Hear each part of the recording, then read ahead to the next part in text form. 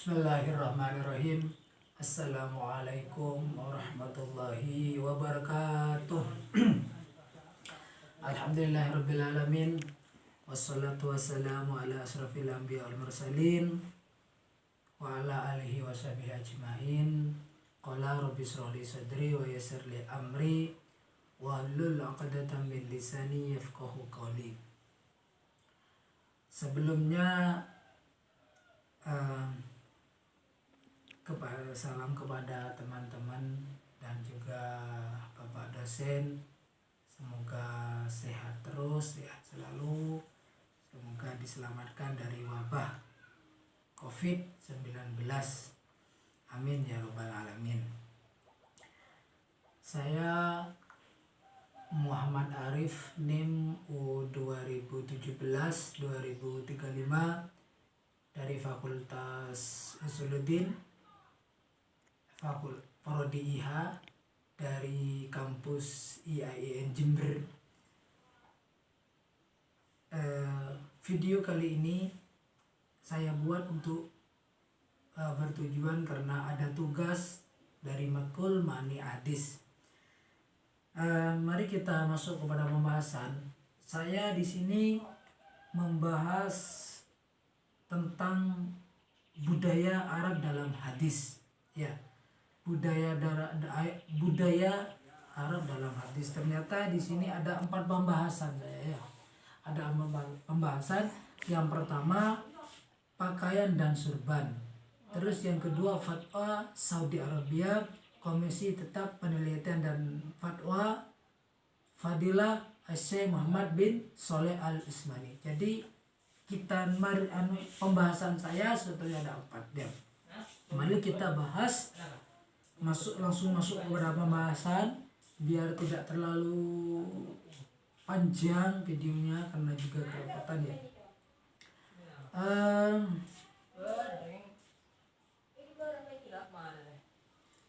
Mana ini pakaian dan surban. Pada intinya sebelumnya saya akan ulas sedikit bahwa surban itu kan budaya dan pada dasarnya ini membahas tentang surban. Pada dasarnya surban itu bukan termasuk urusan agama, maksudnya bukan sebagian tentang agama, ya. Melainkan surban itu termasuk urusan dunia atau budaya. Jadi budaya ini surban ini boleh kita memakai surban ada di Indonesia dan juga boleh tidak. Karena kenapa? Karena surban itu tidak termasuk sebagian dari anjuran agama untuk memakai surban. Oke. Lebih jelasnya kita masuk kepada poin pertama. Ya. Poin pertama yaitu pakaian dan surban. Jenis pakaian yang digunakan bangsa Arab pada zaman Nabi bermacam-macam. Jadi di waktu zaman Nabi, orang Arab memakai pakaian yang bermacam-macam. Ada yang berupa kamis, siswal, dan tuban, kubah atau sauk dan rida dan sejenisnya. Nah, di antara yang sering diklaim oleh orang-orang ada sebagian kelompok yang mengklaim bahwa Nabi Muhammad itu memakai surban. Ada dan kebanyakan memakai surban, dan orang mengklaim bahwa orang atau umat Nabi Muhammad itu ketika memakai surban maka dikatakan umat Nabi Muhammad. Ketika tidak memakai surban itu tidak dikatakan umat Nabi Muhammad. Ada orang yang mengklaim ya, atau ada orang yang berpendapat seperti itu. Sebetulnya ini kurang tepat ya. Bagaimana kalau kita hidup di Indonesia?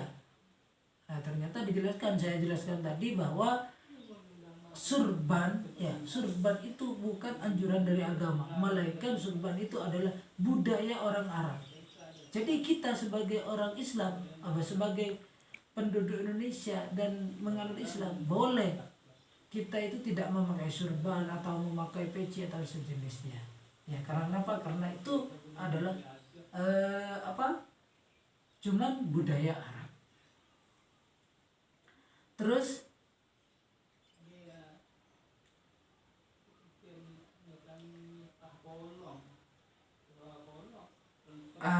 sini lanjutannya. Di sini juga ada kan nanti ketika Nabi Muhammad sering memakai surban, terus apa-apa memakai surban, nanti kan timbul pertanyaan. Nah, bagaimana orang yang tidak memakai surban? Nah, saya sudah jelaskan tadi. Dan di sini diperkuat oleh buku ini, tampaknya tidak ada seorang pun ulama yang mengatakan hal itu. Maksudnya tidak ada seorang pun ulama yang mengatakan surban itu wajib digunakan. Tidak ada. Melainkan sebab surban atau atasan kain sejenis selendang tutup kepala gamis itu sebagian bukan termasuk urusan agama yang wajib kita ikuti. Namun semua itu dikategorikan, saya sudah jelaskan tadi, sebagian ulama atau diperkuat oleh buku ini tidak ada yang mengatakan atau tidak ada yang menganjurkan bahwa kita itu wajib bersurban atau bergamis atau sebagainya. Karena kenapa? Karena itu bukan termasuk dari anjuran agama. Itu hanyalah sebuah adat yang dilakukan oleh bangsa-bangsa Arab atau Timur Tengah. Seperti itu ya. Terus lagi di sini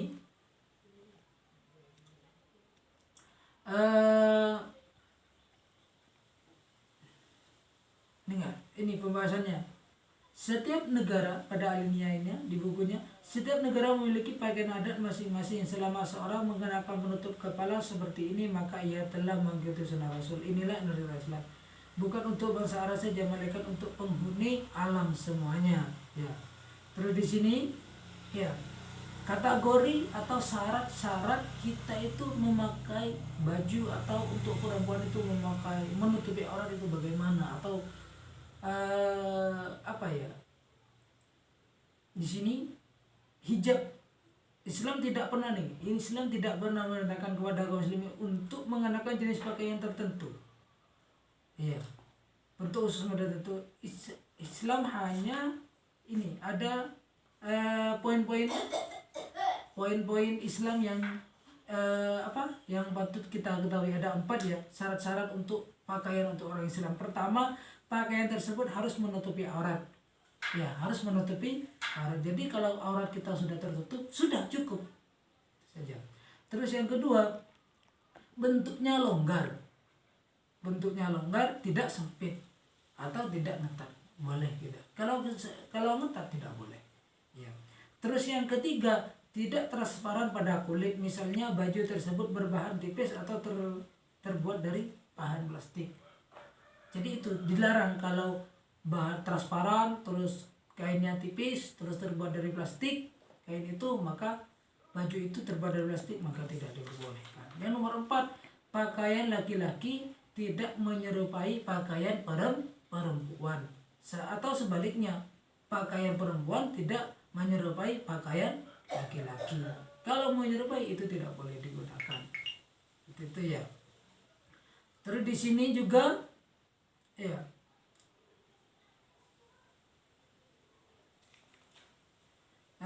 Terus di sini pada pembahasan selanjutnya fatwa Saudi Arabia tentang surban.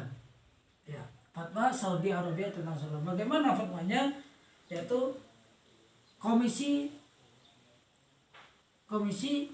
tetap untuk penelitian dan fatwa.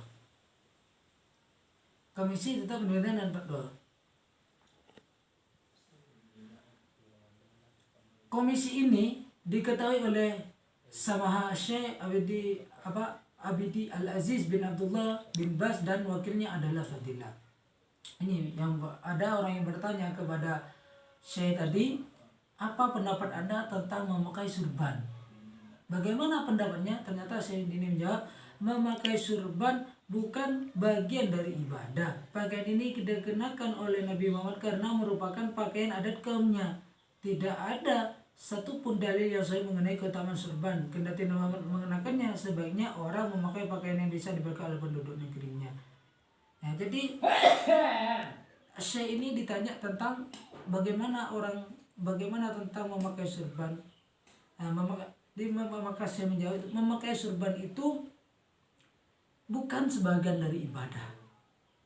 Jadi ketika kita memakai surban itu tidak mendapat pahala berarti ya, karena Bapak bukan sebagian dari ibadah. Ya, terus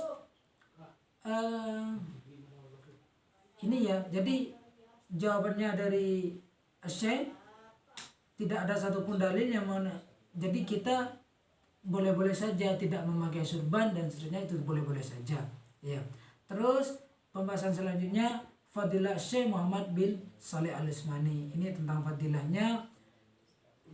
Beliau juga ditanyakan tentang ada orang yang mengatakan bahwa ada hadis yang mengatakan ketika orang tidak memakai serban kurang afdal. Nah itu malah Syekh Muhammad bin Shalih ini mengatakan bahwa hadis yang dikatakan orang itu adalah batil atau palsu dan didustakan kepada Rasulullah. Ya, itulah pembahasan kami. Mohon maaf jika ada tutur salah, jika ada kesalahan dari yang saya sampaikan, mohon maaf karena inilah kekurangan saya. Wabillahi taufiq wal hidayah. Assalamualaikum warahmatullahi wabarakatuh.